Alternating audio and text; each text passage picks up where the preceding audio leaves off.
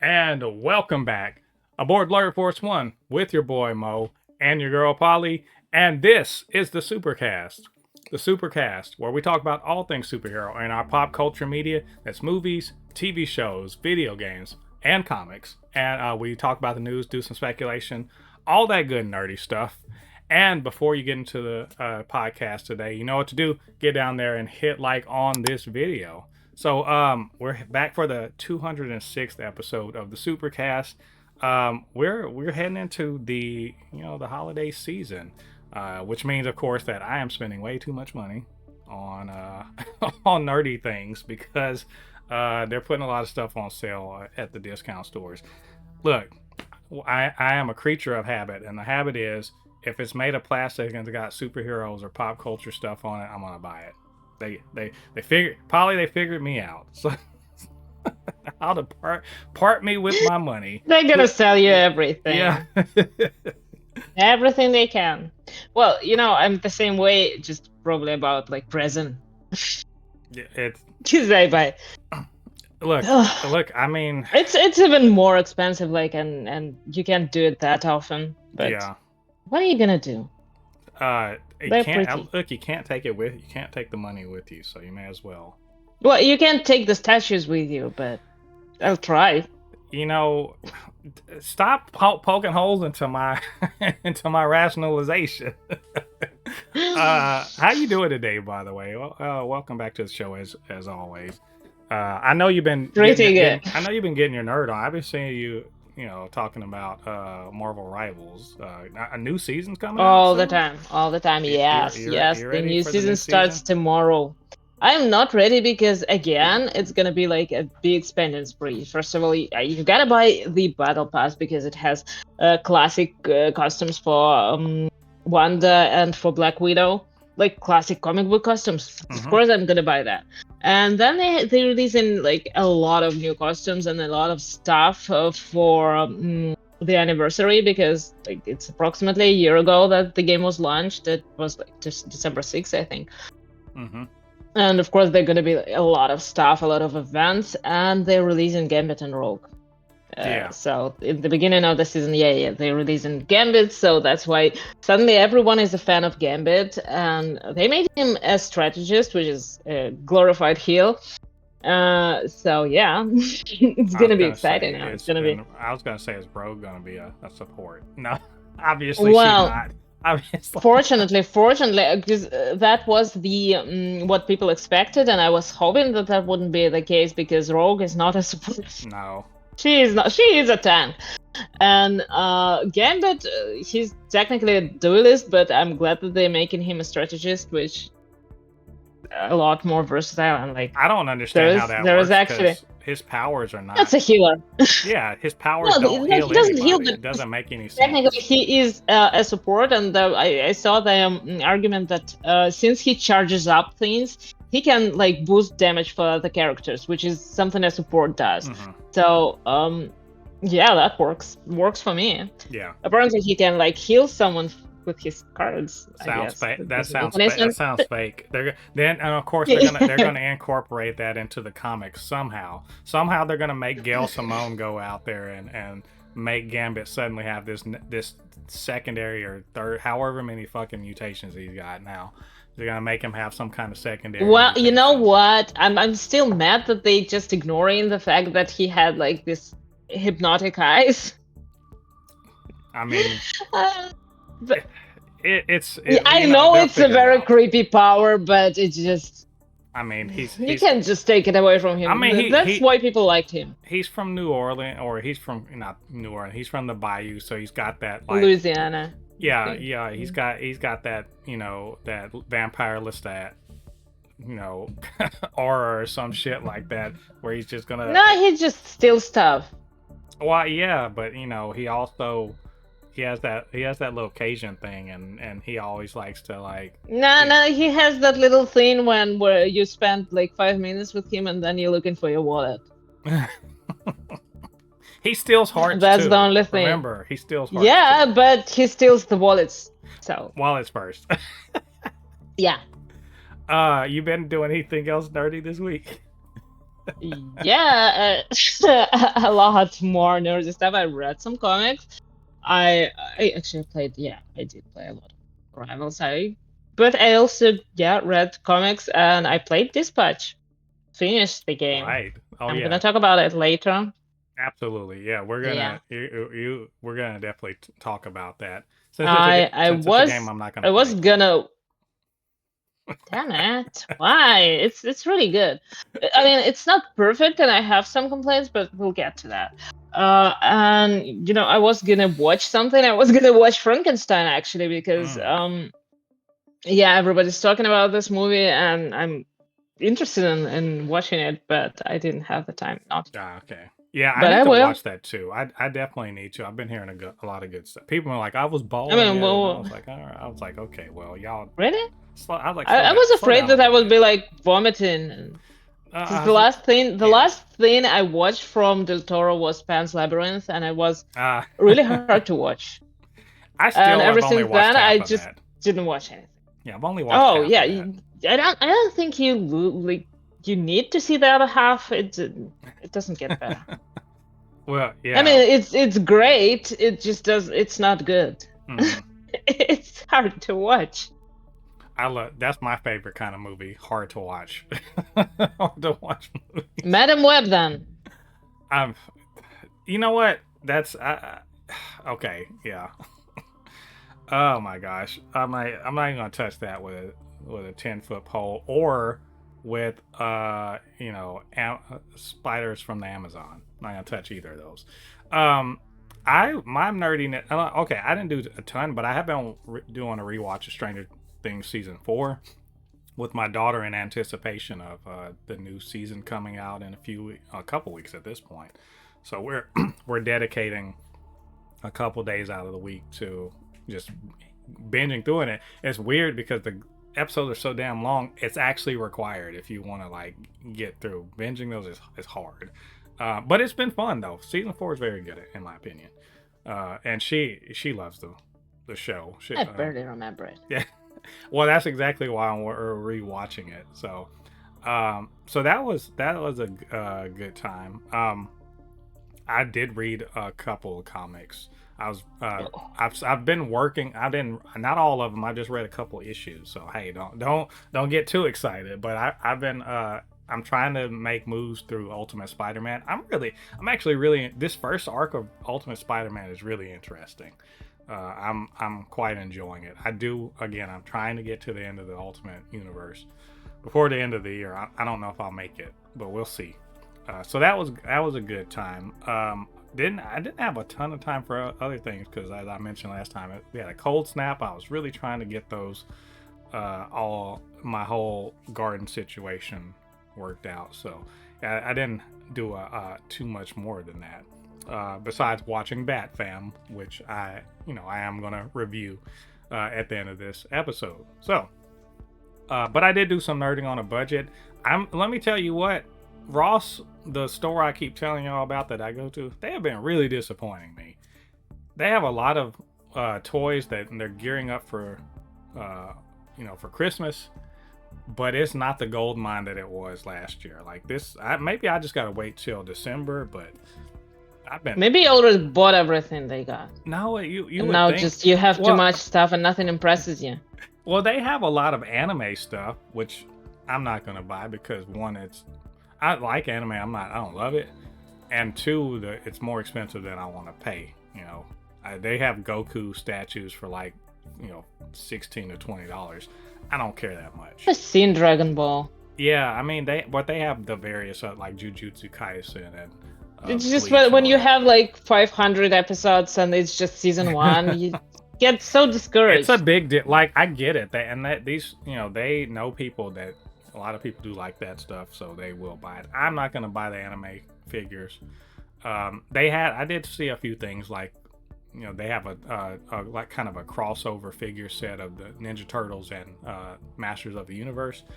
It's a little more expensive than I want to pay, so I'm not worrying about it. But I haven't really seen many Marvel Legends or DC Multiverse or even Funko Pops. But I did find some stuff, so you know, So with that, we talk about nerding on a budget. We're gonna make this an actual semi-regular, a semi-regular thing on the show, where we talk Whenever we about have the budget. yeah, when we have the budget, we're gonna nerd, or even if we don't. This is where we Still go gonna nerd. and we talk about the things that we found on the cheap, the nerdy stuff we found on the cheap. So Already expensive. yeah. It doesn't Okay, count. nothing nerdy is cheap here, okay? Doesn't count if you broke the bank doing it. But and also Depends on which bank. before we jump into it, I also want to give a shout out to Snick. It's hard to say this. Snick Bamf Whip on Threads, a mutual of ours, who has gotten into the nerding on a budget spirit. Of course, has a really dope Marvel Legends collection, but is not, is really getting into, I think, the thrifting and deal finding, which and shouted us out on a video he put out about finding some used Marvel Legends figures. So shout out to Snick Banff Whip for not just a shout out, but for let's make this nerding on a budget a movement. That's what I'm saying. Like we can have our cake and also eat it, or in this case, also display it. So with that said, I got a few things this week. I want to show you some things. So first thing is my first thing that I found this week. This may have been the day after we recorded last week, but I found KB to go with. Oh. Yes, KB to go with all of the other ones. So now I think I need Fern. There's who else? I got the main crew except Fern, and I need Jod, I think. But I think I have. This is my fourth in the series from Skeleton Crew. Very cool looking. I think that's a really cool thing. I think it was like $6. Very good stuff. The rest of these are Funko Pops, $5 each. $5 is my I'll buy it price. Anything lower and below that. So I got Elsa, which I love Frozen. I think Frozen's one of the best Disney movies ever, and I love this. Look at that. I am shocked and appalled. I absolutely love Frozen. Like I would be fine with it, but like I really didn't like the music, and I really hate the singer. Idina Menzel. Yes, I just can't listen to her. Her voice is the worst thing that could be like accompanied by music. I'm very nasal. I don't like that. I'm a big fan of the movie, and even the sequel wasn't as good as the first one, but I still really quite like the sequel. It would have been okay if she wasn't in it. This is $5. I'll take that any day. Other ones, I got a couple Star Wars ones. Check it out. I got the Mandalorian. I forget what the heck does he have in his hand. Either way. Yeah, I have no idea. I have no idea. It looks like a little animal or whatever. Like I don't know. Looks like a shrimp.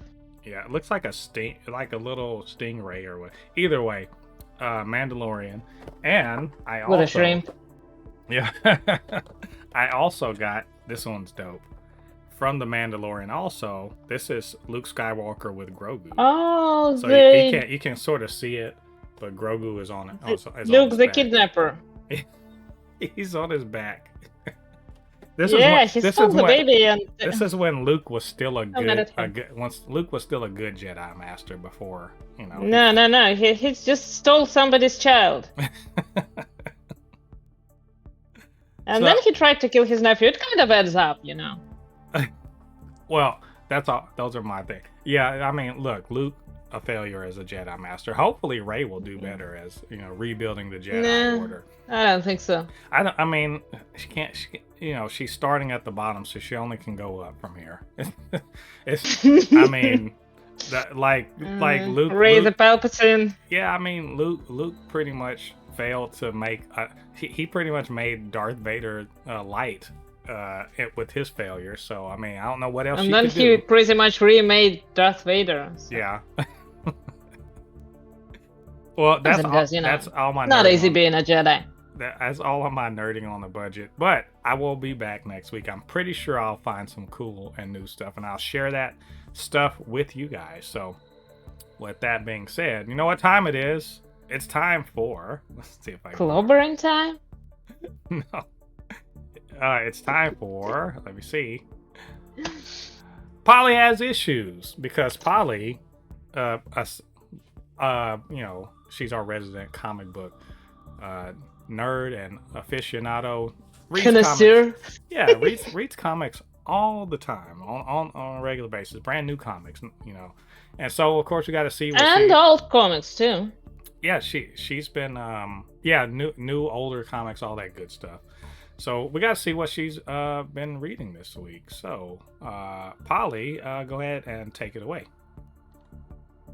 Well, of course, I've been reading like the main and most important thing is Age of Revelation. For me, it's happening. A lot is going on. I love it.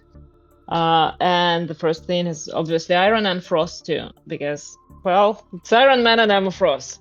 And like I posted a screenshot on my Threads account, and it was a screenshot like of this really emotional moment where Em is talking about like how she feels. Oh, that's a spoiler, but who cares? Like how she feels lonely in her head without any other thoughts, like without other people's thoughts. It was amazing. This really is something that like people should be reading, in my opinion, because I know that not everyone's an Emma Frost fan and not everyone is a Tony Stark fan. I'm not a Tony Stark fan, but like with Emma, it's just great. So definitely be reading that. And of course, yes, it does. It kind of feels like Age of Revelation is one of these events that connects the stories together. So they actually happen in like a lot of separate things are happening at the same time, but they all tie in together and they all bring something to the main story. So you kind of get bits and pieces of information from each of this run. So feels like you need to be reading all of them. Which is tricky, but still. Another one from again the Age of Revelation is Sinister Six. Again, issue 2, and it's also very interesting because this is the story that ties indirectly to the main events, I guess, and whatever Revelation is doing. Revelation, of course, being Doug Ramsey, and what kind of a messy world he created, why he created it, and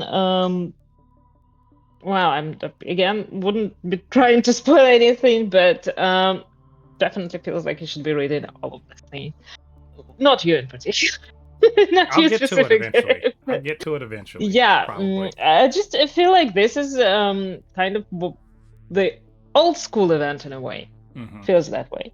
And I don't think that anything like I don't remember any updates on the One World Under Doom and Imperial is over, of course. I know that Fantastic Four new issue came out, but I didn't read it. Instead, I did read the Ultimate Black Panther, which is on its 22nd issue now, and this was a Storm-centric issue. And she finally figured out where she was, what was happening, and it feels like I think that at the end there was to be concluded thingy. I'm not sure, but I think the next issue is going to be the last one or something like that. It's coming to its end, but again, still gorgeous art, gorgeous, interesting story. It gets a little bit weird, gets into a little bit of a like weird, religious old god stuff and all that, but still very interesting, very exciting. And the last one is Ultimate Wolverine. Again, it's on issue 11 right now, and like I said before, that it does feel like this is the Ultimate X-Men, or what they were supposed to be in a way. Still feel like that, but kind of this issue explains why it's Ultimate Wolverine.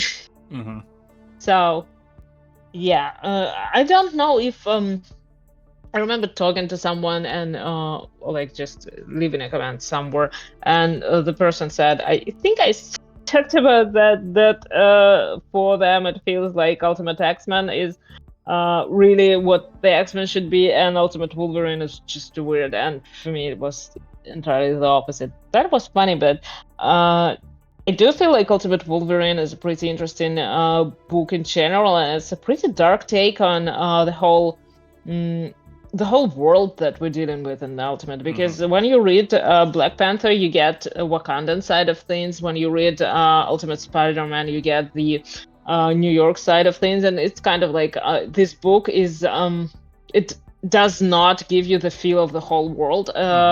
Ultimate does that, but again, they're dealing with the big stuff like Avengers always do.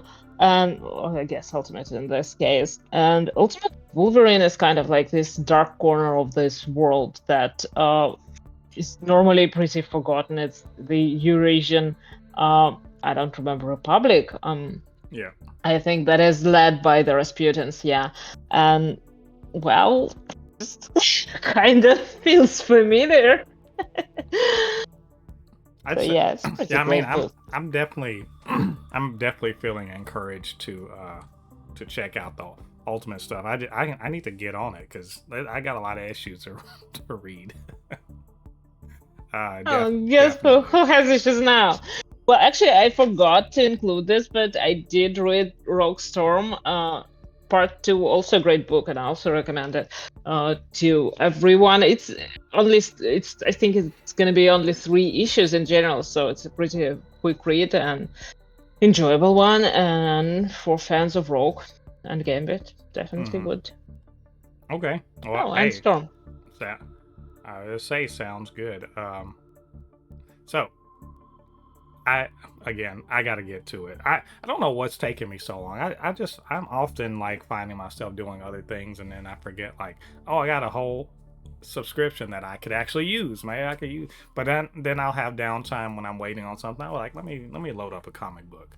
So I need to be. I used to read on a bus. I could like read probably whole short run. I could catch up on all my weekly comics. But now the road is shorter because there is a train, and it's a fast train, and it only takes an hour. So I only get an hour to read. Well, I mean, at least you're using your time wisely. Yeah.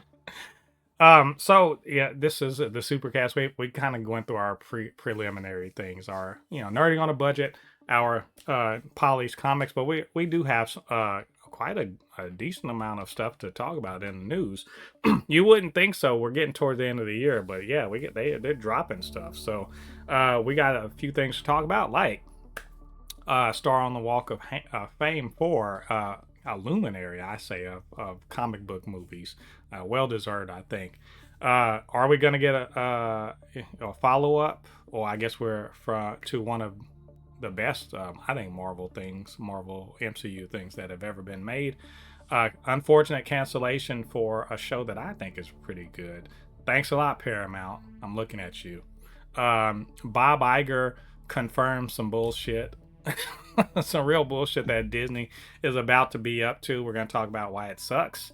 Then we talk about the dumbest comment of the week that I personally saw on Threads, and it has to do with Superman. It's a really stupid comment. We got to give in our 2 cents. Also, we got for our newest segment, IKYFL, Zachary Levi. He's trying to show up again. We're gonna talk about why that's some real shit. We're gonna stop that. Let's put that to an end. DC announces some TV shows coming to HBO and HBO Max. Might be kind of surprised what they are. And then we're gonna review Bat Fam and the animated TV show and the Dispatch video game, the second half of it that Polly played. So a lot of good stuff to talk about. Polly, you ready to get into this? Yeah. All right, well, let's do this. So, very quickly, a very well-deserved honor for one of the greats in comic book movies. That is Chadwick Boseman, who we all know, passed away very suddenly from cancer. That we didn't know about it. It was very devastating. to suddenly hear about it. But they're honoring him with a star on the Hollywood Walk of Fame, which is cool.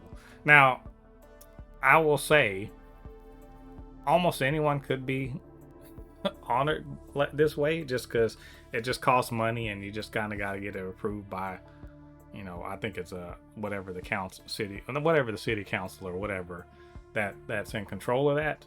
But I can't think of anyone else who would deserve it more, in my opinion.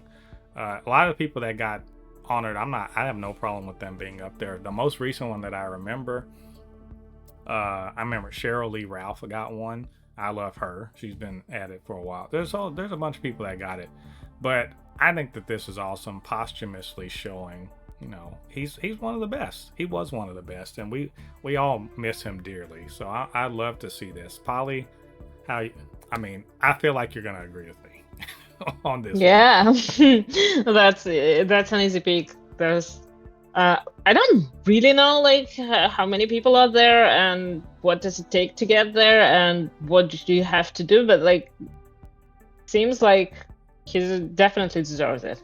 Yeah, it's a shoe-in. It's the Hollywood Walk of Fame isn't really like the Hall of Fame of any like a sports or the Motion Picture Academy. Not really that. So like I said, if you're a star and people are willing to pay for it, you can pretty much get on there. But I still look at it as a real honor, just because, again, his achievements. What he meant to not just comic book fans but movie fans in general. So I love to see that. I'm glad that they're honoring him. I can't wait to see like the video of it, because it's meaningful to me. It's meaningful personally, just because of what he meant to us as comic book fans. Oh yeah. So just wanted to point that out, you guys. I think it's coming up on November 20th. So we'll probably talk about it again then. So our next thing is, if I can get my stuff together. Michael Giacchino. He was on a podcast. I think he was just like getting interviewed, and he dropped a little, like, very casually. It's just like, oh, my next thing I'm working on is the follow up to Werewolf by Night, which yeah. I think, Polly, I know you're a huge fan of it. Yeah, I'm a big fan of it also. I think it's one of the best things that Marvel's done at all. It's definitely absolutely one of the best things they've done post Endgame. There's so much promise to the MCU within that show, and it's been like 2 years now, right? Am I right? Has it been 3? I think it was 2022. So we're It's talking been about 3 years. 3 years. There's a lot of promise with this, not just with the storytelling of where the MCU could go, but the format. And I don't think that they're not done enough with it. The special presentation they haven't done really enough with it, in my opinion. And I think they really ought to get back to it. The next one we're supposed to get is next year, with the Punisher is getting a special presentation. I want to see more. I love the fact that he's doing more with this. Like, we need more Ted, and we need more, Jack. Yeah, it would be nice if like Moon Knight showed up, but I guess that's not happening. Yeah. So so with all that being said, what do you think about it? Wow, it's one of my favorite projects from Marvel. It's stylish, incredibly stylish, and like the whole look and feel of it, I love it. And I've read like the short comic. It was kind of like an anthology thing that again was about Werewolf by Night. I read it. And yeah, I do feel like there is so much more that could be told, like so many more stories that could be told about this side of the MCU. And it doesn't have to, like, again, I think I already said that it doesn't have to connect to the main universe, doesn't have to be like it have any tie-ins, nothing. It just has to be its own thing, and that would be cool, and that would be great enough. Monsters and all that. Yeah. Bring it on. I pretty much he did such a great job with the first one that I was like, sure, well, He was very self-sufficient. yeah, I think he did such a great job that anything else he wanted to do, I would, you know, I was even saying like, remember if you saw my post on Threads about giving him Agents of Atlas. I don't even know if he'd want to do Hmm. a like a Bond, a '60s Bond style, or Mission Impossible from back in the day sort of style show, or even special, a special presentation for the Agents of Atlas. But if he did have it in mind to take those Golden Age characters and turn them into like that style of show, I think he'd do it.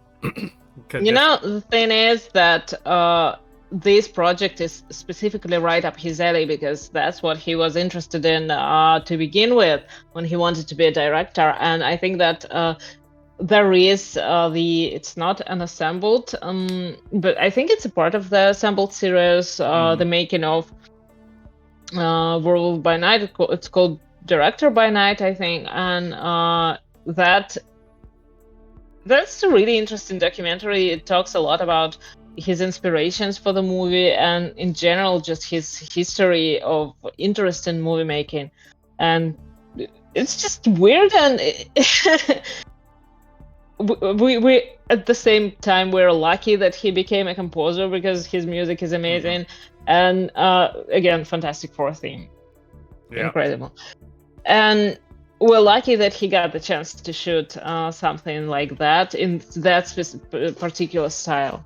Yeah, I just love that Marvel's like, do you want to do anything else? They gave him a shot and like he knocked it out of the park. So like, yeah, let's have more. And that's something that he really wanted to do. Yeah, which is awesome, I think. I'm all for it. I can't wait to see what this is. I imagine if at earliest we see it next Halloween, but it could be after that. It's just nice that every once in a while a talented person gets shot at doing the things that they like, and not just like somebody asks Rob Liefeld, like, "No, you draw. Do you want to write?" And then we end up with that. There you go. This is our every episode we got to take a shot. The Rob Liefeld. I get one. Gotta use it wisely. So we'll keep an eye on this. Hopefully this will be it's officially confirmed and we find out a little bit more. So we'll let you guys know then. All right, so moving on to the cancellation of a show that I know you haven't watched. You're not a Ninja Turtles fan, but I am, and they are superheroes, So this is relevant. I think we talked about, or at least I reacted to the season 2 trailer of Tales of the Teenage Mutant Ninja Turtles, which is an animated show that's on Paramount Plus, but it runs on Nickelodeon, like a kids cable channel. That's right, cable still exists, y'all. I'm surprising, but yeah, surprising but true. People still do watch cable TV. So, apparently not a lot of people.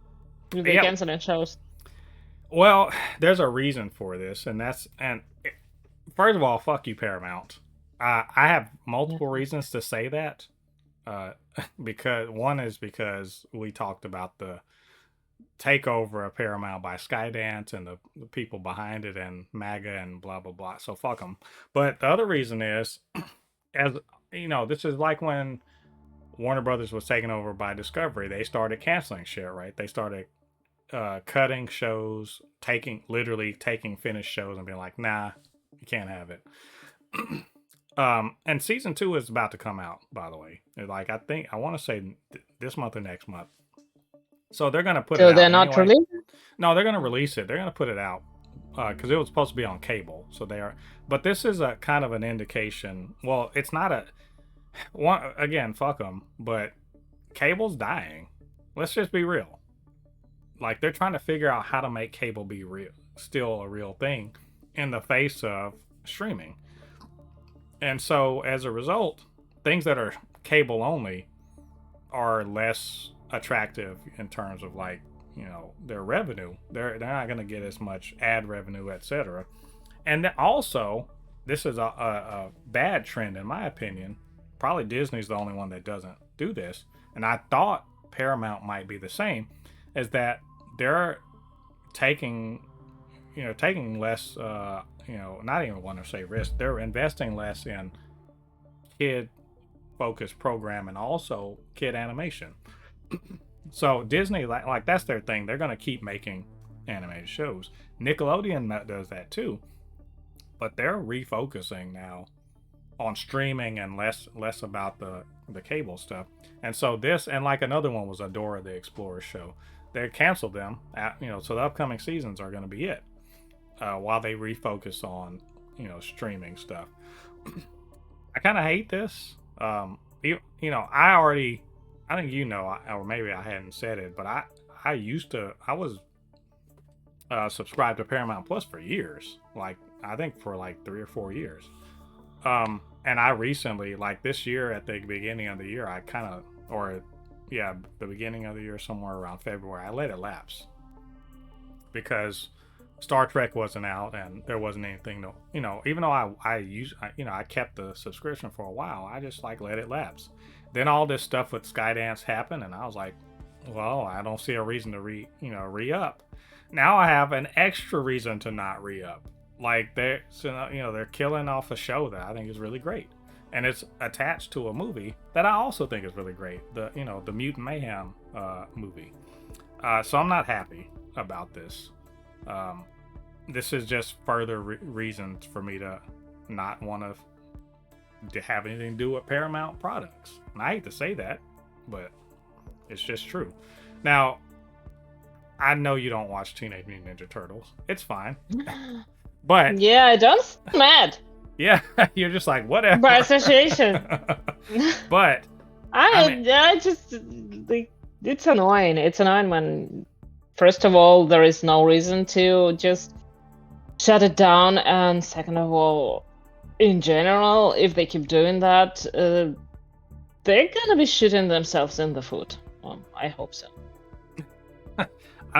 It's just although it's not weird to me. I get the financial reasons, but I think that if your whole company is about intellectual property, and you have a property like the Ninja Turtles, why aren't you investing in? Because you have no intellect. Yeah.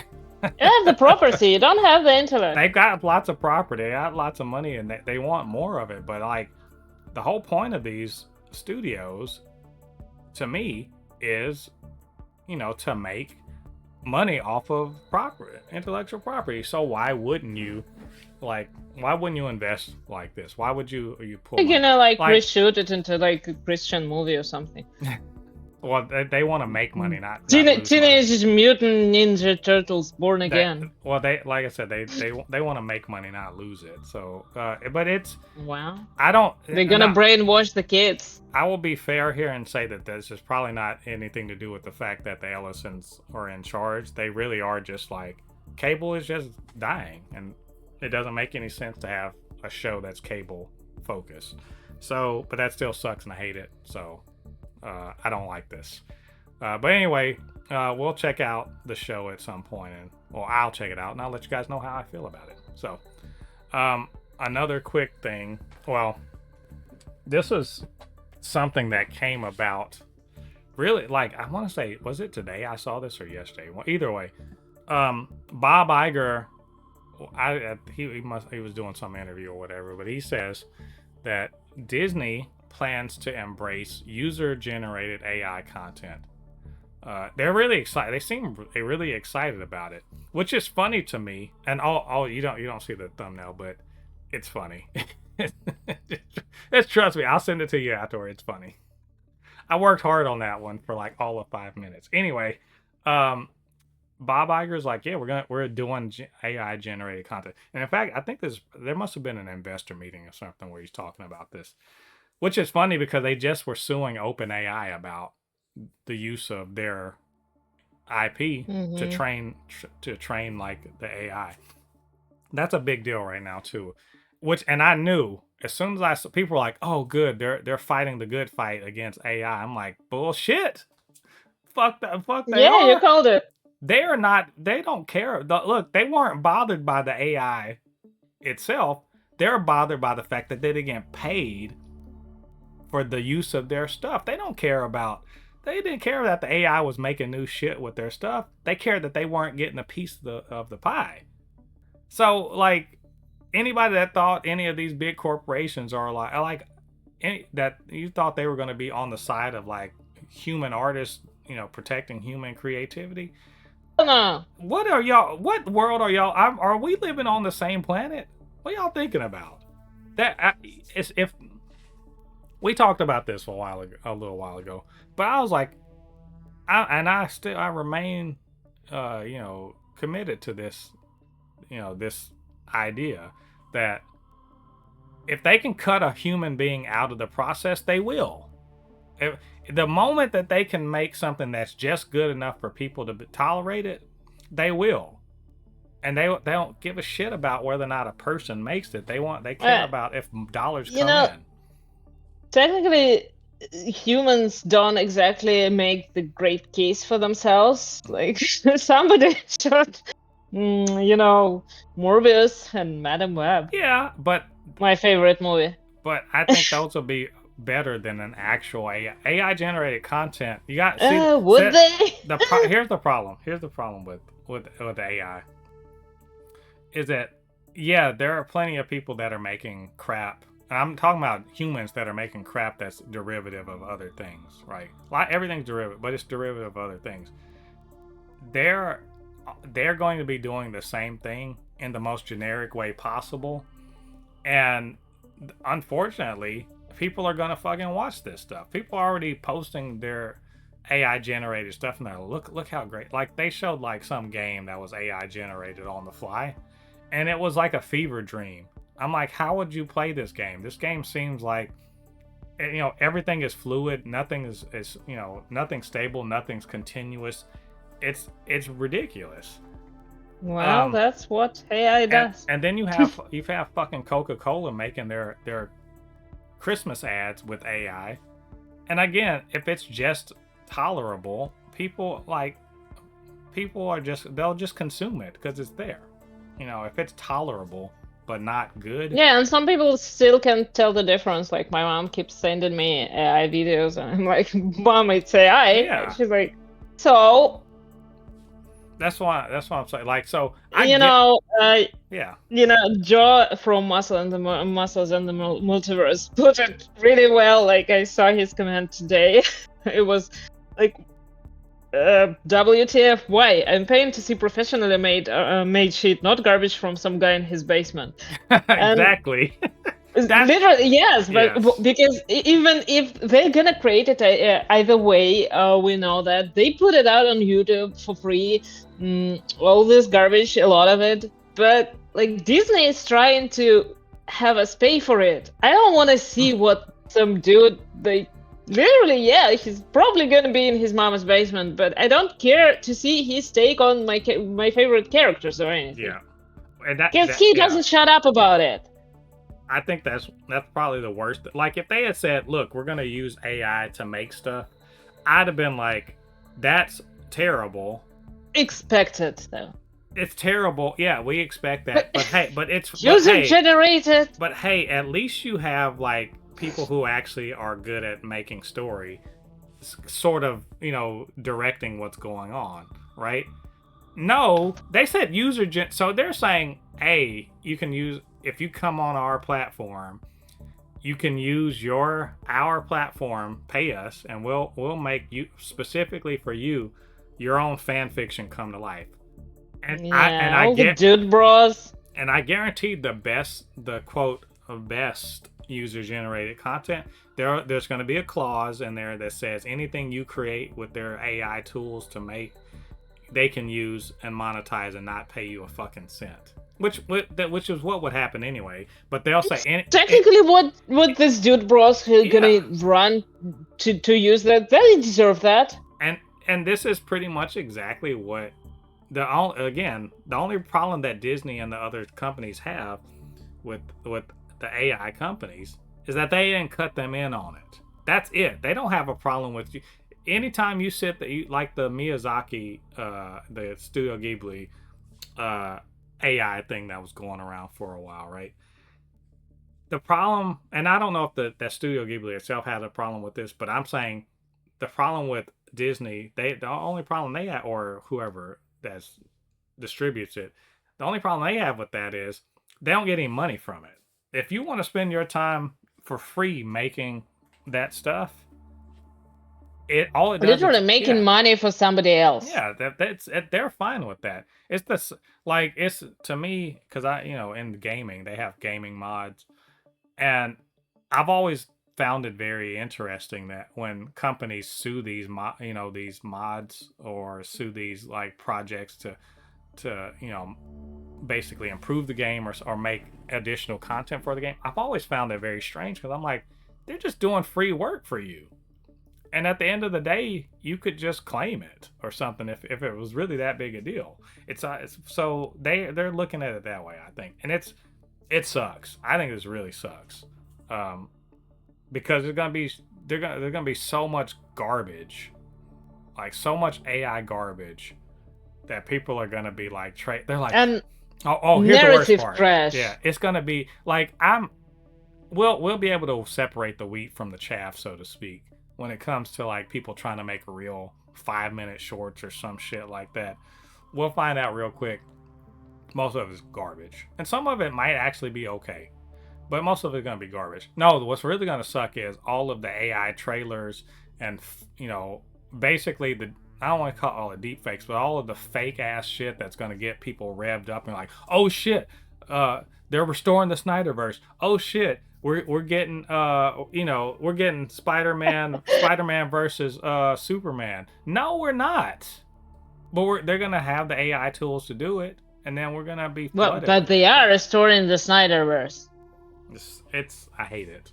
Anyway, Disney, y'all suck. But again, I can't say I didn't see this coming. I think it's an inevitability once AI image generation and video generation happen. People keep talking about Sora 2 and whatever. As soon as they started that stuff, it was an inevitability. And honestly, what do I always say about fans? Don't ask us about what's good. First of all, don't ask us or look to us for what to do when it comes to making content. We don't fucking know. None of us know. If we did, well, we wouldn't be sitting here. You and I, if we can make good comics or good whatever, we'd best make good comics. We wouldn't talk about it. We wouldn't sit here and be like, they should do this, that, or the other. Don't listen to us. We don't know what we're talking about, and we're going to prove it with this AI generated, user generated AI content. I guarantee you it's going to be 99.97% trash. So, anyway. The future sucks. Why is this timeline so bad, man? That's all I'm saying. Reed Richards. You know what? It always comes back to him. Moving on to something a bit better. or is it a bit better? It's probably not. Let's talk about the stupidest thing I saw on the internet this week. That's not true. The internet's so vast and full of people. There's probably a ton more stupid shit. But when it comes to this stuff that we're talking about, superhero media, this is definitely one of the dumbest things I saw this week. I'm used to Snyder Stans trashing the new Superman, which was successful, right? It's very successful, in my opinion, and I think by the numbers too. But I'm used to that. But just saying look, this guy might be a Restore the Snyderverse person. I don't know. But this was a really stupid thing. They're trying so hard to make Superman out to be a flop. And when they can't do that, they're trying to make it out, well, it wasn't successful enough. It's all this goalpost moving shit that's going on with Superman. They just don't want to, they don't want to take the L. But and again, why do you need to take an L? You are not invested. There's no money. You're not making money from whether or not Superman's good. This shit is so strange. You don't make any money at this. You don't do. some of them literally lost money by trying to like, spend money to make a campaign to restore the Snyderverse or whatever, or boycott Superman or blah blah. It's such a waste of time. People call it a cult, and I'm starting to be like, I guess it might be, because they make it their whole fucking personality to hate on the new one, and to wait for their their religious leader Zack Snyder to come back and lead them to the promised land. It's shit stupid. Anyway, this is Brainiac VP on Threads. And as I said, Not much brain there. Yeah, proving that living up to your chosen username is too hard for some people, because like, you are not a Brainiac. He says, I'm assuming it's he. In fact, I think it is actually. Most often. James Gunn's Superman isn't a flop, but it's not a hit either. It $579 million global with the $225 million budget screams, quote, safe mediocrity. Profitable, sure. Memorable, probably not. So, number one, wrong. It was, let me see what it was exactly. It was 600 and, I had this pulled up too. I want to say it was 620 million. It was 600 and, whoop. Oh my, why is my, okay. Yeah, it was 620 million. So, wrong. Completely wrong. And also, it made a shit ton of sales of toys. Like that, these people act like the box office is the only thing that matters to WB Discovery or Marvel or or Disney. You know how Disney is really concerned about whether the fucking toys move, right? When it comes to their IP, are the toys gonna move? And this is Superman. Hell yeah, the toys are gonna move. There's not a kid in the world, at least not in the Western world, who doesn't know who the fuck Superman is and aren't interested in him. And plus, North Korea is probably a little blurry on this. Yeah, the North Koreans, I'm sure they have a knockoff Superman, but it definitely is a flop in North Korea. Yeah, no people showed up. If you go by that, or there's other. Like, he's not huge in China or some shit like that. Okay, whatever. So the movie didn't make $1 billion. Who predicted it would? Did we not talk about this before Superman came out? Didn't I? What did I say? I was like, I doubt it'll make $1 billion, and I'm pretty sure it won't make $1 billion. All right. So most people weren't. Look, it made money. It definitely, the guy even says it. Profitable, sure. Stop right there. Anything else you say after that doesn't fucking matter. Warner Brothers Discovery cares about making money. Did it make money? Okay, it's a win. And that's just on, by the way, on the budget. Did it make its budget back plus, enough to cover it to become profitable? Yes, it did. It's not a huge profitability, but it was profitable. Everything after that, all the making money on toys is cake, right?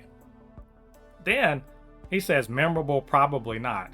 What? First of all, how the fuck do you measure that? I'm just maybe, I don't know. Maybe he has like memory issues, Alzheimer's or something. And that's not even counting the fact that a lot of people wait for streaming. That's real, right? People wait for streaming. Not everybody wants to run out to the movie theater. And every time I'm not saying I have a good cross section of the entirety of the viewing public, but my understanding is that it's running up the fucking numbers on when it dropped on HBO Max. It ran up the numbers there too, and people are like, as we predicted, we're like, I wish I had seen this in the theater. So there's a bunch of people that went to see, and I'm like, first of all, damn you.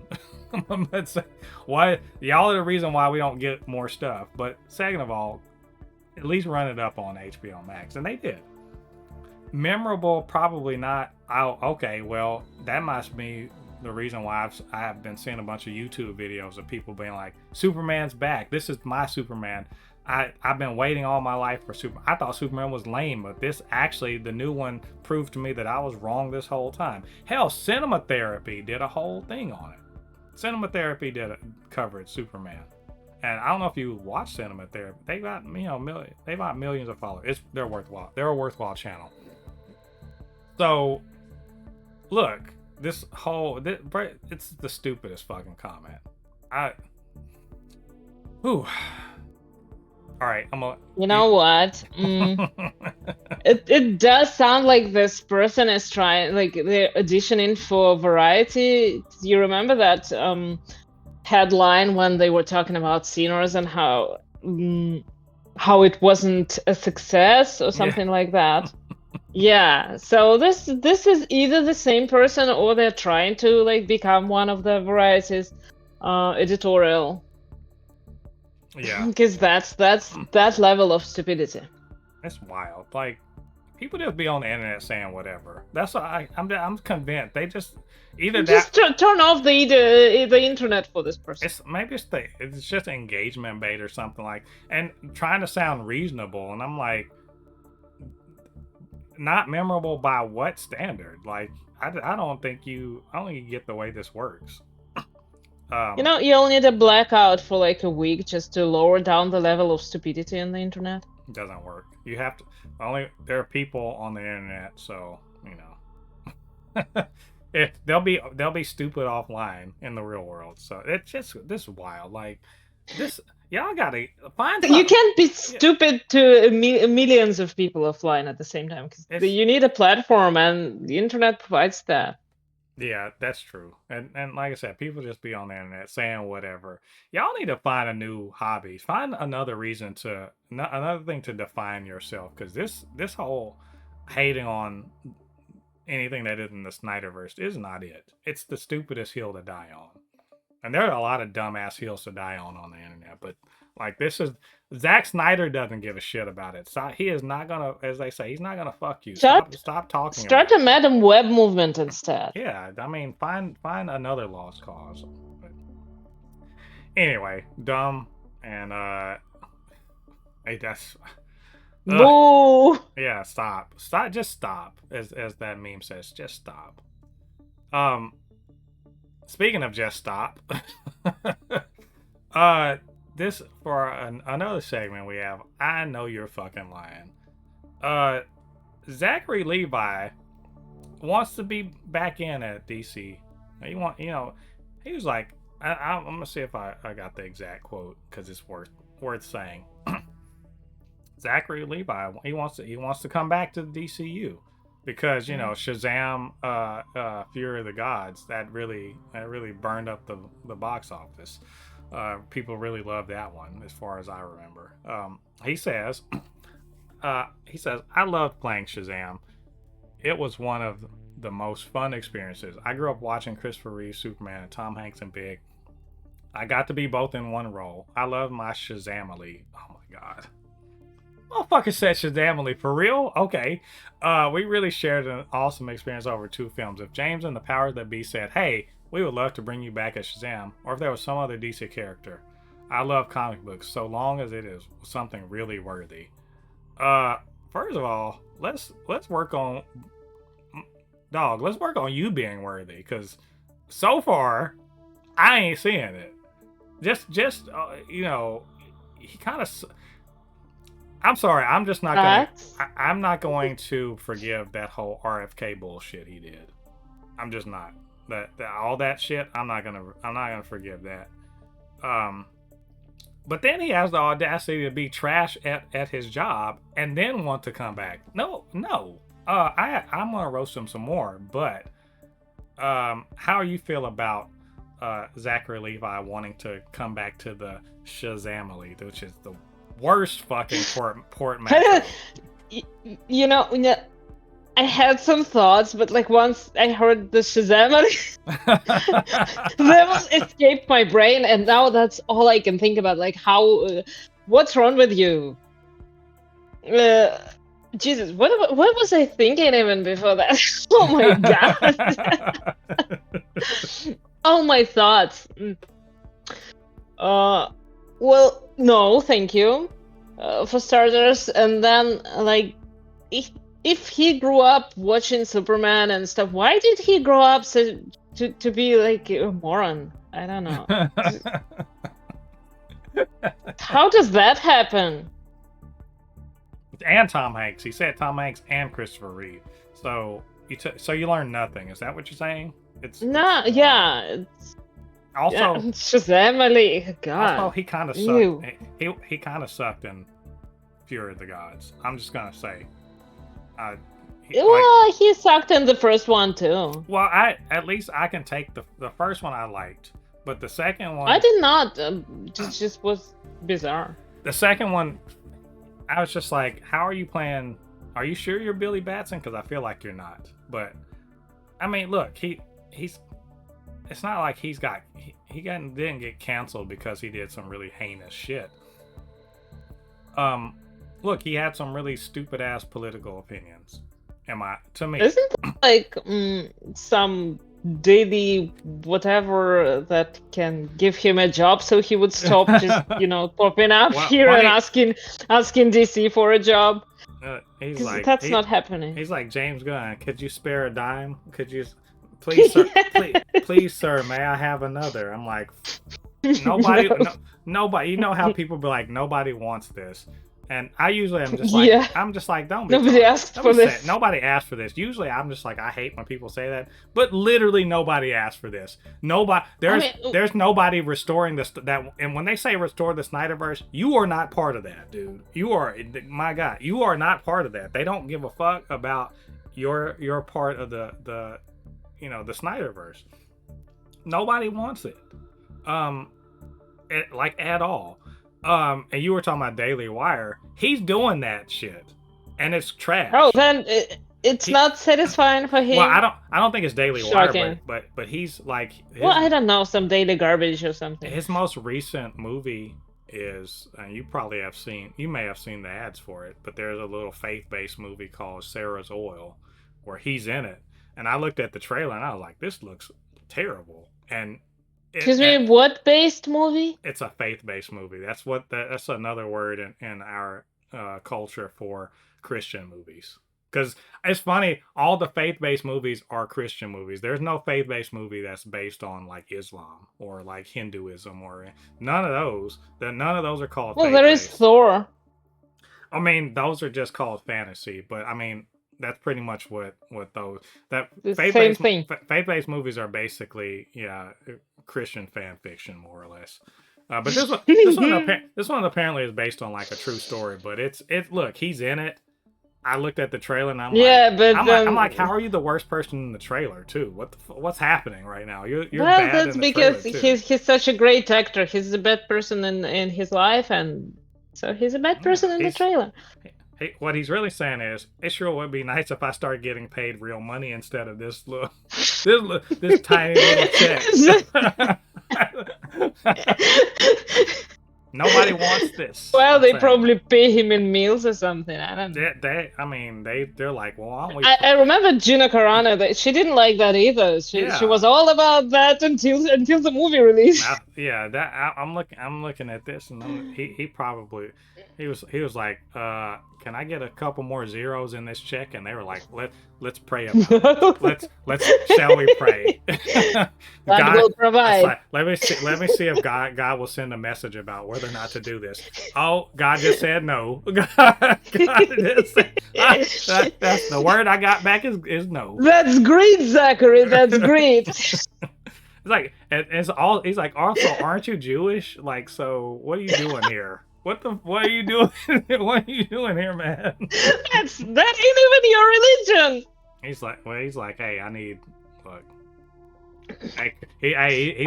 He's like that faith-based money spends just as well as the sinner's money, but like it don't go as far, not nearly as far. I was like,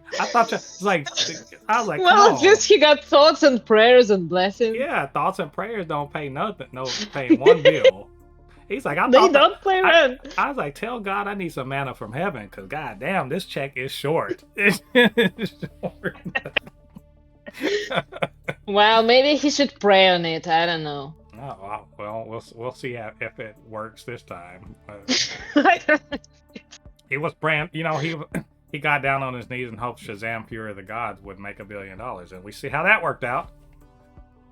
Maybe he wasn't praying hard enough. God was like, I got really other things to do. Nah, And also, did no you see? time for you. God's like, I got other things to do. And also, did you see the movie? Did you see the movie? I saw it. Like, no, I can't help you. I can't. There, no woman. I cannot help you on this, like at all. Like this. Look, I know they said you needed some divine intervention. I ain't doing it. Not on this one. I ain't putting my name on this one. Not on this Shazam too. Get behind me, Satan.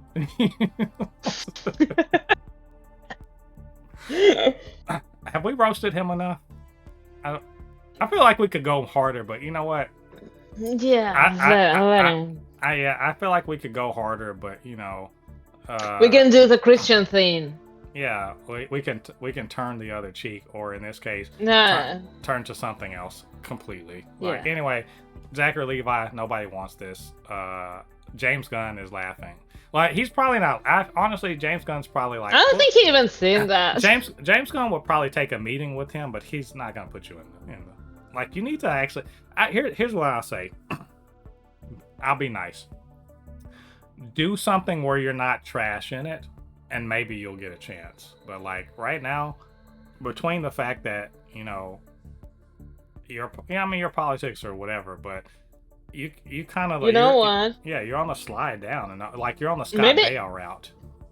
Maybe he should try like a career in accounting or something. Or something. I mean, he could go work at like Best Buy, rip off. Yeah. Maybe he'll meet like a spy, and he'll become a super spy while he also works at Best Buy. No. Okay. Well, I mean, just Best Buy for him. Yeah, it's a possibility. Life imitates art. Yeah. Well, I wish he would imitate. It better. Like do it better. Well, he tried. He failed. He shot. Yeah. Missed. Best Buy it is. I hope so. Yeah. I hope they do get Shazam to the DCU, and specifically not him. So either way, we're not gonna keep an eye on this. If he says something stupid, we'll talk about it. So better DC news. This is actually really cool. Variety was talking about this. DC TV is making moves, and very interesting ones. I will say this gives me a lot of confidence and interest in what DC's got going on, because up to this point, DC TV has pretty much been what I would consider, or DC output from the studio has been more or less what you would expect. They're making Superman, they're making Supergirl, we got Creature Commandos, we got Peacemaker. It's superhero stuff, right? Nothing you wouldn't expect from DC Studios. Even the Clayface thing, which is supposed to be a kind of a body horror take on it's still, it's a supervillain and their origin story. So, okay, pretty much what we're expecting. Lanterns is about to come out. We're getting some animated shows that are superhero. All right, cool. What I didn't expect, and like this is for real. Wow, y'all actually are doing some crazy stuff. Was to announce a V for Vendetta TV series and a Jimmy Olsen. Let's call it DC Crime, but it's a Jimmy Olsen focus. I want to say they talk about it as like a true crime mockumentary. Not mockumentary, because mockumentary is meant to be more comedic, but a kind of an in-universe like crime TV show called DC Crime, with starring Jimmy Olsen. So, wow is all I can say, is because you could, if you had asked me last week, you'd be like, DC's going to put out a couple new shows. What do you think there's going to be? Neither of these were that. Nowhere close to my radar, or I would never have said either of these. And I'm really excited actually now that they're doing this. I have a few more thoughts, but I wanted to get your opinion about this. How do you feel about these two announcements? Are you excited for them? Look, that's literally the case when I would say, like, nobody asked for that. But it doesn't mean that we can't have it, and it wouldn't be great, because just like it was with Peacemaker, I thought that wouldn't be a show that I would be interested in. And Creature Commandos, I thought it wouldn't be a show that I would be interested in, and look how that turned out. So yeah, I'm excited for that. I'm not a huge fan of V for Vendetta, but I will definitely be interested in watching it. And I think I only saw the movie, never read the comic What? book, Read the but comic. Definitely read the comic. wow, It's amazing. I've read it we'll see several about times. that.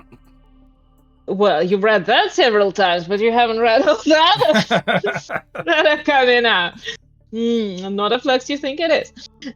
V for So Vendetta's yeah, no, great. For real though. I'm sure it is. I'm sure it's great. I just haven't had the time to read, everything, uh, in existence. Not yet.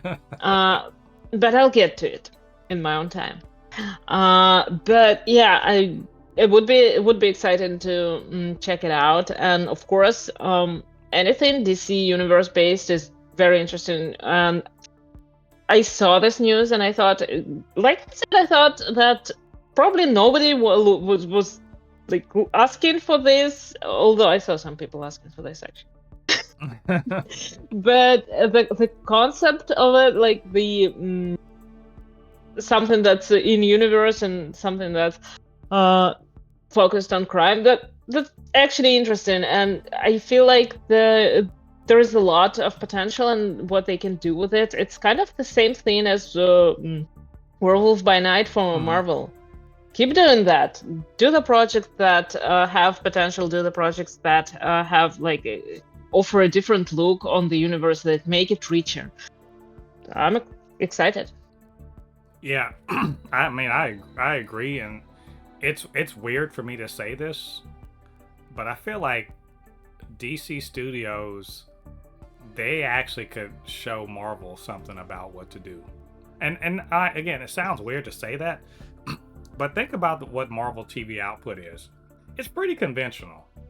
I mean, even when they kind of try to get outside of the box, it's still somewhat conventional. I mean, WandaVision, Agatha All Along, those are kind of outliers as far as like the sort of output. Everything else is a pretty straight up superhero show. Werewolf by Night is out of the box, but that's only in terms of its content, not in the fact that it's still dealing with supernatural characters or whatever. So between those three, they sort of got outside the box. Everything else is pretty much, oh, it's a superhero show, oh, it's a superhero show, it's another superhero show, so forth. And I'm not against that, but one thing that they're not doing is saying, hey, why don't we make a medical drama? She-Hulk was the closest they got to trying to do like a genre that wasn't just it was a superhero lawyer show. And people were, you remember how people were like, they were either like, oh, I want just Jennifer Walters in court, or oh, I just want superhero stuff. And I'm like, we got to stretch this out. This genre has been around a long time. We can meld it with other things. Make a superhero western, right? Make a superhero. One thing they could have done, they didn't ever bite on it. Somebody was like, why don't they make an X-Files style show with Jimmy Woo and Darcy? And they never tried to do that. And that would have been interesting. That would have been an interesting take on the MCU. They didn't even try to do it. So I kind of look at this as, hey, we're doing something different. V for Vendetta, hey, it's a completely different kind of show, and it's for HBO, not for HBO Max first. And it's gonna be a prestige show. Makes sense to me. They do prestige shows well. The Jimmy Olsen thing is a lot more interesting because it's not gonna. They even said, I think somebody said that Superman and Lois ain't even gonna be in it. It's just for Jimmy to talk about crime in the DC universe, a way to expand the universe without necessarily putting capes front and center, or at least like the people we know. So we might be able to get some smaller characters within the context of the show. I think it's cool. Good idea. Skylar Gisondo, good for you to get your own show where you're fronting it. Everyone loves Jimmy Olsen. Maybe one episode will explain how he's got so much riz, because like the guy's That it's a crime. Yeah, It's a crime for. It's a crime how much. unbelievable. It's a crime how much Riz he has. He's he got to have a special amulet or something. Like, come on. That's all I'm saying. We need to. Investigators and inquiring minds want to know, how did he get so much Riz. Maybe we'll find out. So this is very cool. I'm hoping we'll hear more about it soon. Maybe by the start of the year, we'll start hearing about production on these things. So we'll see. We'll let you guys know when we find out more.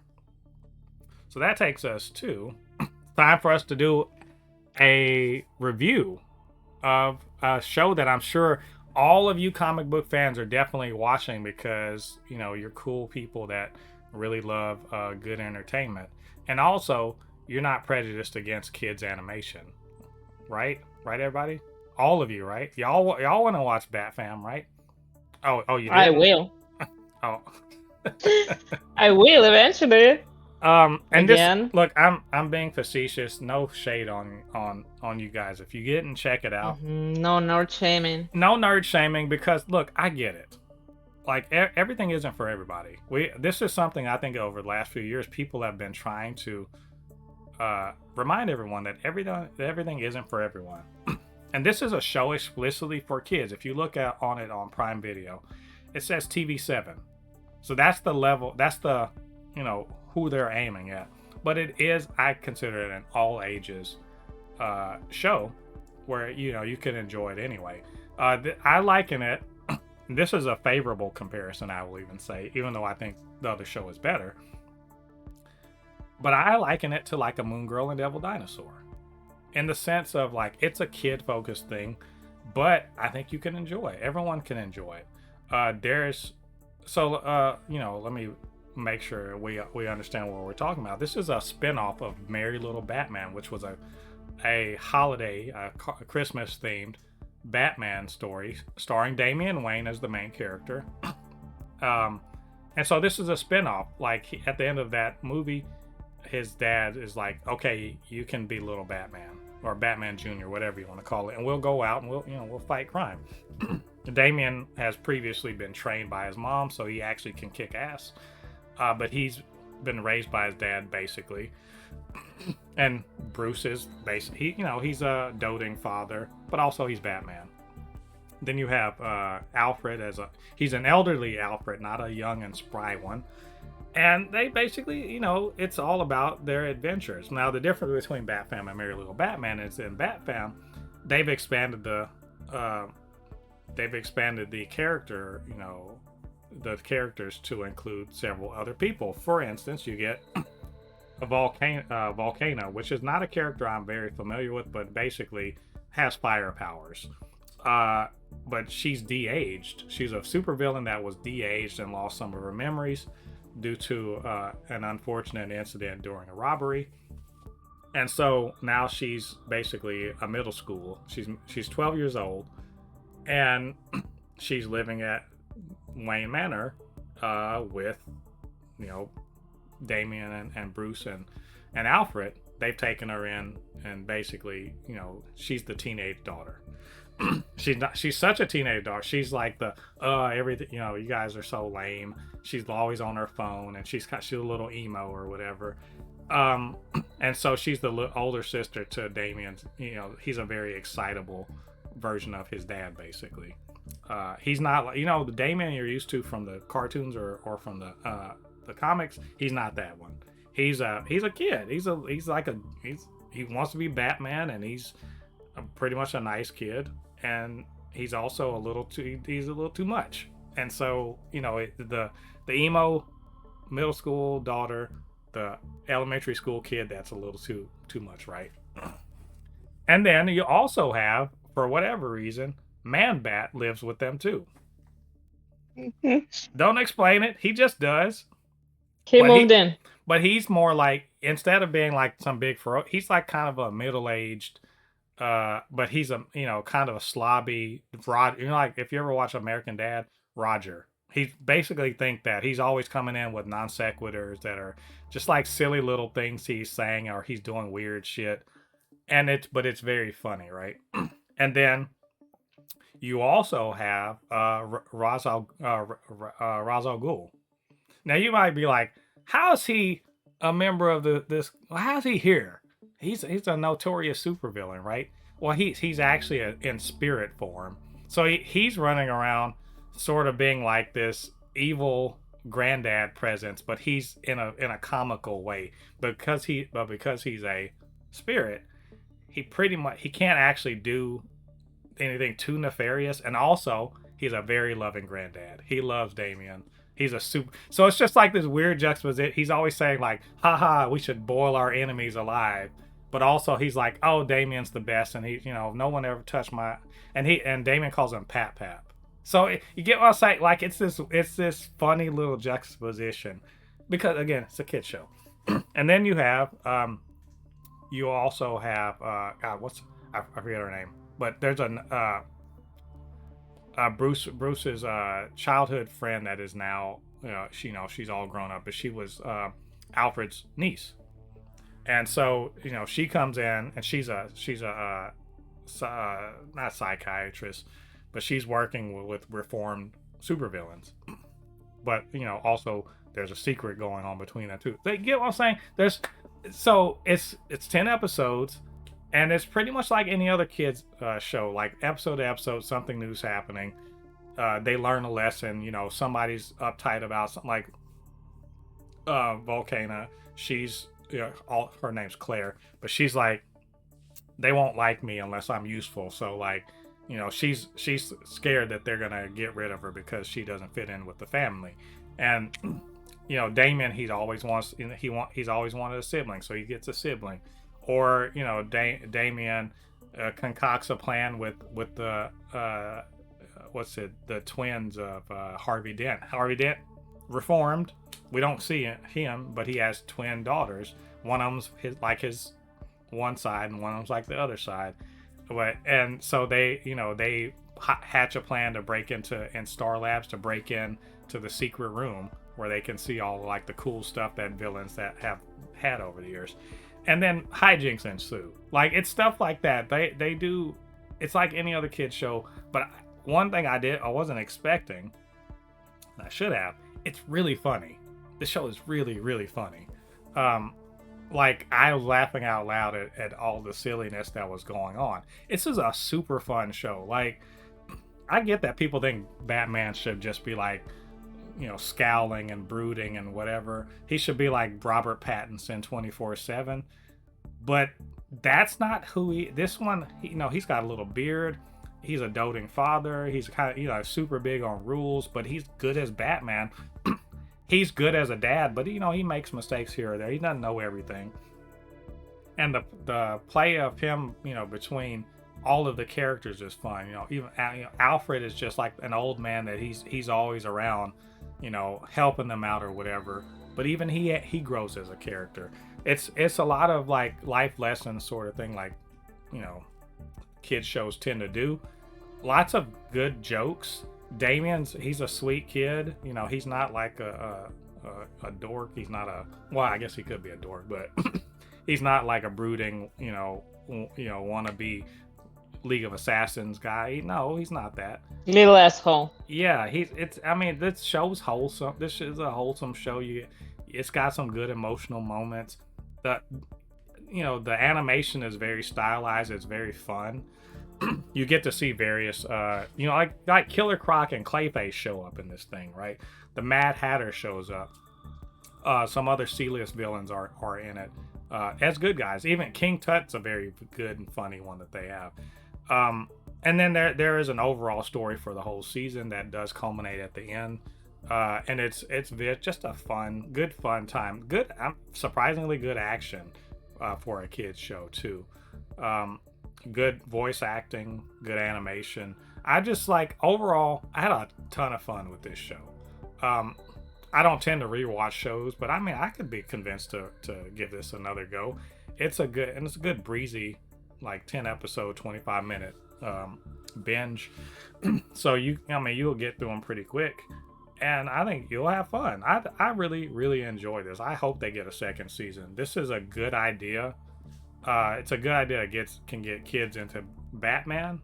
It's not like super scary or anything like that. It's fun. it brings in a it's not a Robin character. He's a little Batman that they can relate to. There's a lot of stuff that they will understand. But I think as a grown up, if you just like fun stuff, this is one. I think you should check it out. Give it a chance, and forget about Pattinson's Batman for for the 3.5 hours that it takes to get through this. So you guys, I don't know if y'all have Well, seen it, you know. comic book readers, they wouldn't be exactly surprised because we've seen different kinds of Batman Yeah, throughout the years, and some of them are not. Well, they're always broody. They just that's not that's exactly the funny thing fun hating all the time. this show is kind of found family is a big deal in across media, but just kind of like the family aspect is very like it's called Bat Fam, right? The family aspect is super important, and like kind of the life lessons of how a family interacts and like the problems they may come, they bump up against, how they resolve it, all of that thing. But this is not that. This is not a Batman whose trauma is ruining his personal life. That's not who this is. This is a well-adjusted Batman actually, and I think he's well-adjusted because he's been a dad. He's been a dad that has been there, kind of doting on his son, and then raising him up to be, a good kid. And as a result, he's also willing to do that. He's a lot less willing to beat the shit out of. I mean, he'll still beat up bad guys, but he's also willing to be like, actually, y'all can be reformed. So let's actually do that instead of just beating the shit out of you and throwing you to Arkham all the damn time. And also, he's a successful Batman because this Batman has pretty much cleaned up Gotham City, and I mean cleaned it up. Shit looks like Metropolis. Like there's all the supervillains have been cleaned out, and so whenever they pop up, he deals with them, and then he's like, no, we're gonna reform you. It's very, I think it's good. Like I said, you guys, I suggest you go check it out, give it a try, and let me know what y'all think about it. In the comment section. So that's my review. Now it's time for Polly's review of Dispatch episodes 5 through 8. I believe that's all of the episodes for this particular season. I think it's episode. God, it's not 5 through 8. It's like 3 through 8. Oh, what? Because I missed it last week. Yeah. Oh, that's true. That's true. But still, what we get from this game is that 4 episodes, a whole finished story. Does feel like they are. I think I've seen somewhere that some information that they're gonna bring it back and they're gonna do a season 2, which makes sense because it does feel like season 1, but it's also a whole story that it's finished and the tale is told. So I don't necessarily remember what it was. Oh, I do remember what was happening in the previous 2 episodes, but I won't get into spoilers. What I will say though is that the game is. I already talked about the mechanics and how you get to participate in fights and action scenes, and you have to react really quickly, which is confusing because half of the time you're sitting and doing some calculating between the characters, who are you gonna send where and like for what reason, what stats are you gonna give them and stuff like that. And half of the time you have to react really quickly and like pick phrases what to say and then probably do some action scenes. But regardless of all that, like it's a bit confusing. You get used to it. Regardless of all that, this is a story-based game, so the main thing is the story, and the story is pretty good. It does have character arcs. It does have. I wouldn't say that they are really strong or unpredictable, unexpected. Even though you technically get the chance to choose the path for your hero, not that many choices. Although again, today I posted about it, and I posted a question of like, what did you choose to do in this particular scenario? And some people didn't even get the choice options that I did. But I think I know exactly like to which one moment I can trace back to. Still, what what else can I say about it? I don't even know. It's really really kind of like a series, a TV animated series, and I already said that. But that's exactly the vibe you're gonna get. And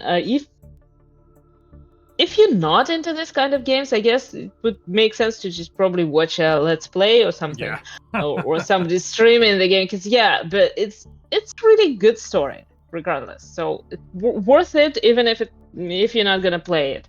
It's kind of gonna feel like a movie anyway if you skip the parts where the characters just sitting at the desk and sending, doing the dispatch job. But they did have good balance of that and storytelling, which I really enjoyed. Kind of do feel like maybe it would have made sense to make it an animated show, and I don't know why they didn't do just that. Uh, still, I want to know the answer. But in the last few episodes, of course, we get to like the culmination of the story and to the resolution, which guess depends on how well you do. Not at your dispatch job, because that's probably gonna work out either way. Like I said, not that multiple choice. But it does kind of depend on like the choices that you made throughout the game, more or less.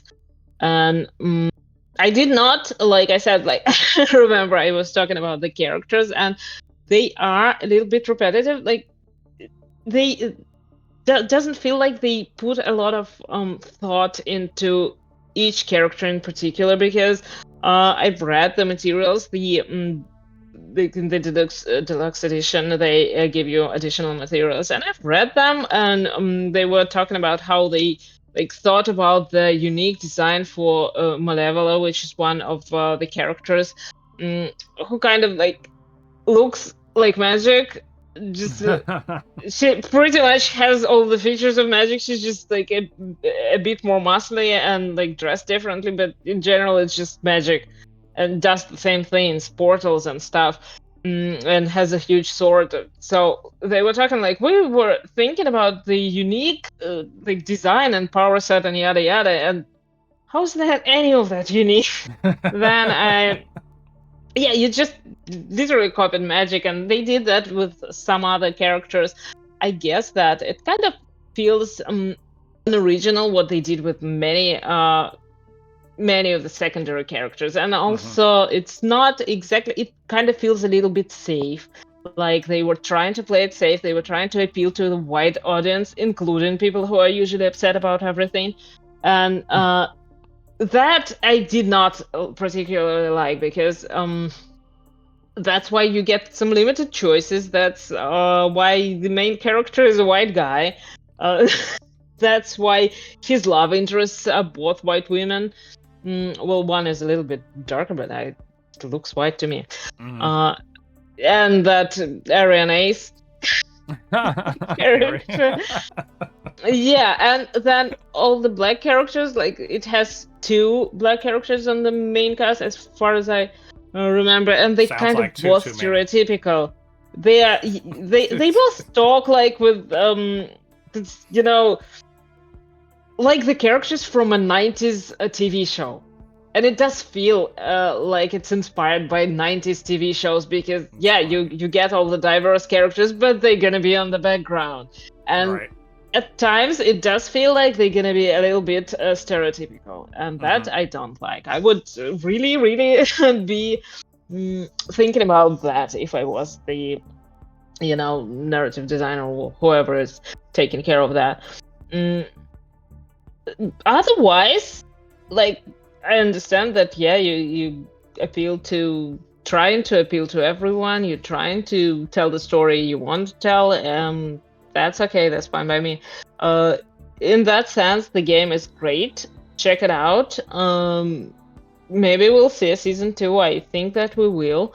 But will I be buying a season 2? That's a big question. And not because I don't believe that they would improve or like change things that I didn't like, but because I I just don't feel like you get to participate enough to justify it being a game in Right. general. It's fun. The dispatch mechanic is fun, but it's just not enough to sell the whole idea of it. It does work like a show, and it probably would work better as a show. So. Yeah, but it doesn't have a recognizable IP, so you know. Not yet. I mean, they're trying to get there. It feels like they're trying to get Yeah, there. give them out 5 more years and 2 more successful games, and maybe they will. Maybe they'll make an anime. They'll be like, we're gonna turn this into a show by pretty much just using what we already have, so more or less. Yeah. So it's not. I mean, I don't know. It Yeah. just seems like they did work with Critical Role, and those guys already have a show, which they made out of nothing. Yeah. So why not make that a show too? But they only had years of material to work from, and a successful YouTube presence, and like lots of fans. So these, even though that does raise the mind that maybe this could be a thing if they got the Critical Role people going. So I mean, I would like a lot more they could interest make and an animated show, but I don't think that's gonna be like a successful comic book series or anything, because it seems like a thin premise, to be honest. It is. Like it is a little bit. It is fun. It is something fun to like. As a game, it's fun. As a show, it would be fun. As a comic book, it wouldn't work. And yeah, it is. It's not that original. Yeah. The characters, they're not that original. There are no characters that actually stayed with me after I finished the game, and that happens like when you play in a game that is really character based and story based. That is something that should happen. You should walk away from this game feeling like that you want to know what happens next to the character, Right. or like you just, I don't know, you connected in some way. This is what happened to me with Dreamfall, with like Siberia, stuff like that. Games that I like to play, but not this one. Right. Even though it's good. It's good, but like not like you're just like, do I really want to follow this some more? Yeah, I'm not sure. So I do, and I probably will. Just maybe on YouTube. not playing it, watching someone else play. Yeah. I get you. Well, hey, there you go. Did you guys play this game? Do you feel the same? You got some opinions? Let us know down in the comment section. But with that said, we are done for the week. Surprising, not completely done, but that's all of our news for the week. But maybe we missed something. Maybe you agree with us, disagree with us, just wanted to say something nice or troll us, or you wanted to defend Zachary Levi. If that's how you like to spend your time, hey. Look, don't try it. I just want to remind you, you only have so much time on this earth. Don't waste it on Zachary Levi. So that being said, unless you're gonna be roast him. Well, that's a worthwhile use of time. So, but either way, if you want to get in contact with us, you know what to do. Get down to the comment section and leave your thoughts there. And of course, you can always hit us up at supernotfunnyshow@gmail.com, blurred_force1 on Instagram and Threads, super_not_funny show on TikTok. And while you're doing that, do us a favor, get down there and hit like on this video, subscribe to the channel, hit that notification bell. All that good stuff helps to grow the channel, helps more people to see this podcast and all of the other content we make on Blurred Force 1. And of course, couldn't do this by myself. I need Polly to come in and help me, just like we said, roast the shit out of Zachary Levi, and of course provide her comic book knowledge and insight. So where can they reach you on social media? It's co_mixed on Threads, on Instagram, on Tumblr, and maybe eventually one day on Twitch. One day, yeah. We'll do Who knows? Maybe I'll go and replay Dispatch. Yeah, we'll do some Let's Plays or something. Show me how to play Midnight Suns, which I was thinking about actually doing some game streaming. I just keep not doing it because I don't know. Same. I just keep not doing it, but one of these days I'm gonna break it out. But yeah, you guys go check out Polly on her socials. As always, go show some love. And show some read hate also. That's good. It's a good way to get in her good graces. So But before we go for the day, we do have one user question. So we're gonna go ahead and see what the users are asking about, which is, we got this from user. It's Freddy, aka the DMV comic book nerd, and he asked this question, which is, let me see. I can't read it. Will Diane Morgan be a serious or funny character in Vision Quest? So Diane Morgan was recently announced as joining the Vision Quest cast. I will say, I've said this before, I'll say it again. I'm not super excited for this show because of who is the showrunner of the show, Terry Matalas, and because of his work on season 3 of Star Trek Picard. I've said that. That being said, obviously I'm going to watch this. And also, I will preface this by saying I have begrudgingly. I want to watch it because it's a Marvel thing, so I will check it out.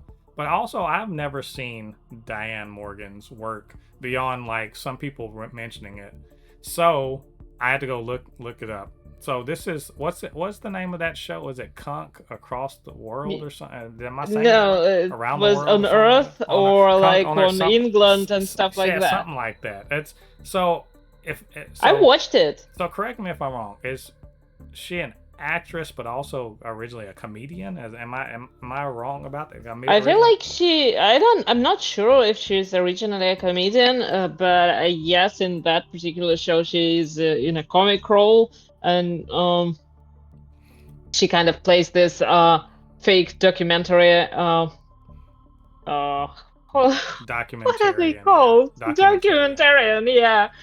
Well, she's not shooting the documentary, but she's narrating it. Yeah. Which is I want to say, what a British name, Philomena. Who? Yeah, I think that's the whole point, because it started with the like Kunk on England, I think it was, and she was talking about the English history and stuff like that, and it was mostly, making fun of everything, but with a very serious face, and she has this like not very clever person who asks interesting questions, so let's put it that way. Kind of like modern politicians, like a lot of modern politicians. What I would say is she is and this is the lineage, this comedic lineage that you would say is very similar to like Ali G or Borat, but also Stephen Colbert. He was on the Colbert Report for like you. So he played, his character was a right wing. It's kind of pundit. So it's kind of like that, but at the same time, I mean, it's funny. Yeah. It's mostly wordplay and just confusing one thing for another. Playing it straight, like the people that she's interviewing don't know she's doing a bit. I'm not sure if they don't know it. Some of them, I think, they don't know that she's doing a bit, and so they're taking it as like she's actually serious about what she's talking about. I think that's the whole point of it. Yeah. They're pretending to not know what's going on, but they trying to explain it as best they can. Right, and sit there with confused faces. But in general, I think that it doesn't limit her necessarily to comedic role, because you know how these actors are. Yeah. What's funny you expect comedy from them, and they're gonna just pull the worst drama you've ever seen. Or the best. I find it surprising. In that sense. Not surprising, but there's a lot of comedians and comedic actors who actually can turn around and be like, no, I'm gonna do something. Yeah. Like Kevin Hart. And do it really well. Surprisingly, Kevin Hart is, when he's not just being Kevin Hart in a movie, can actually be a good dramatic actor. Same thing with Adam Sandler. There's a lot of people who their start was comedy, but are actually quite good at that. And then they go in the other direction too. So will she be comedic? I think probably. I think I don't think that it's gonna be a comedy. well, the reason why I say that, I think probably, is mainly because Vision is not a comedic, but Vision is in the MCU. In fact, this is the least comedic version of Vision. This is White Vision, right? This is Vision that's even more robotic than Vision, right? Well, than the I one we mean, know. you said White Vision, and imagine how right wingers heard it. Well, Yes, I mean, that's. this is I'm the gonna watch it for the White Vision. yeah. This is the oh yeah. I'm like, they didn't say white power vision. They said white vision. There's a difference. That Lee take one of those words out. But this is the most robotic version of Vision that's also going to be interacting with other AIs, right? So I think bringing in a more comedic voice is probably, it's probably what's happening.